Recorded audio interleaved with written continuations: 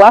UPTGT का हमें पहले ही पता है कि एक बार एग्जाम डेट जो एक बार फॉर्म डालने के बाद एग्जाम डेट जो है 2-3 साल बाद आती है। ये बीच बीच में करते रहते हैं, जो स्टूडेंट्स हैं उनको शांत रखने के लिए आश्वासन देते रहते हैं कि अब होगा, तब होगा, जब होगा, लेकिन होता नहीं है। और जैसा कि अब सामने है कि हो भी नहीं रहा है। पीजीटी भी पता नहीं हो पाएगा या नहीं हो पाएगा। आज ही के न्यूज़पेपर में आया है कि जो परीक्षा है वो फिर से टल सकती है। ठीक है, तो आप लोग बताइए कि ये लापरवाही हमें अब कितनी भारी पड़ रही है। अब एकदम से इतना वास्ट सिलेबस कैसे कवर किया जाए।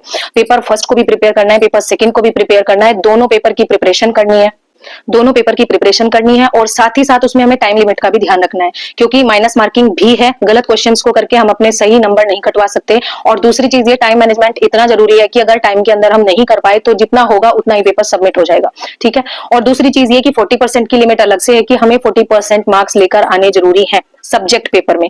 अब क्या हो रहा है कि पेपर फर्स्ट में पहले था कि 40% की लिमिट थी, क्वालिफाई हमें करना होता था। पेपर फर्स्ट 40% मार्क्स अगर हमारे पेपर फर्स्ट में आ रहे हैं तभी पेपर जो है आगे चेक होता था।